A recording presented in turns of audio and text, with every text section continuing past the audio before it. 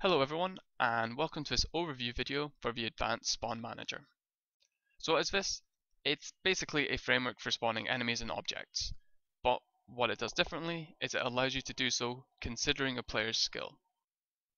So what it will do is if you have a new player, you can spawn less enemies or easier enemies to give them a chance to get used to your game and to learn. But as a player starts getting better, then you can start spawning more enemies or harder enemies and basically fine-tune your experience for each player. So I'm going to jump straight into this. Note this is an overview video, so it's not intended to be a tutorial. I'm going to post more in-depth videos later on. Okay, so what we have here is a simple scene, and we have our enemies just spawning in these orange squares. And you can see we've got different types. We've got blue ones, red ones, yellow ones, just spawning away.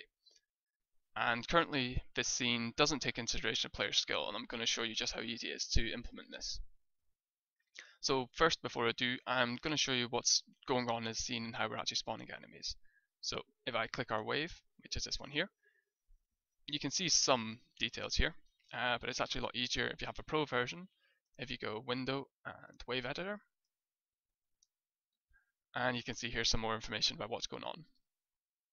As a default, these overviews are turned off, just because sometimes it can be a bit overcrowded with information. So if you do want these on, which I will for this video, you can just click these values here, just in case you didn't see them. Okay, so what's going on is this wave is running continuously and looping, and every 3 seconds basically these instructions are being run. So we're going to spawn default enemies, well, default colored enemies every second, bronze enemies every 0.6 of a second, blue every second, and red every second. There's also deviation here just to make things a little bit more random, a little bit more natural. So in this case it's half a second, so what this means is we'll spawn enemies between 1 plus or minus half a second, i.e. half a second or 1.5 seconds, which is why you see 2 to 6 enemies. So I'm going to, just to make this a little bit simpler, I'm going to delete this. So now it's very clear, it's very obvious. We're going to run this wave for 3 seconds, and in that time we're going to spawn 3 enemies of the default type and the other ones as well, of course. Okay, so let's change this a little bit, because if we look at our scene, pretending this is a new player, this is just a little bit too many enemies. So let's turn this down.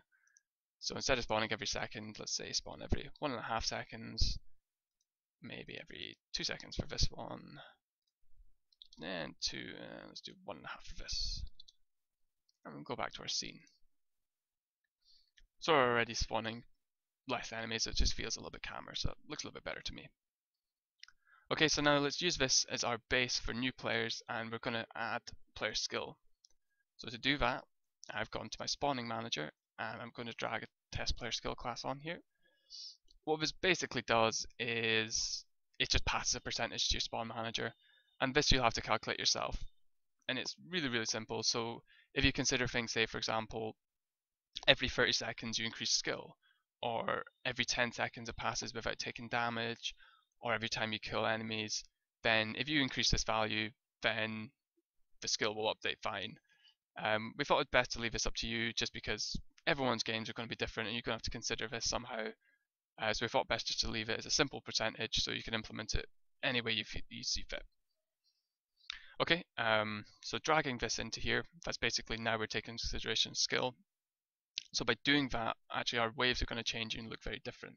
So I'm going to click back to our wave here, and you'll see we've got a lot more information.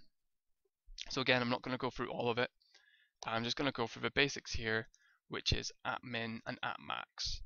So what it is just at min is when you have a brand new player with a 0 skill value, and a max is when you have the best possible player with a skill value of 1, which is, remember, a percentage, so full skill value. And you can see the overviews here. So at min skill we're going to spawn 2 enemies over 3 seconds, and at our max skill we're going to spawn between 8 and 24, just for the default ones.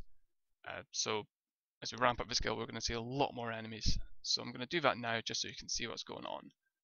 So right now we're spawning a few enemies.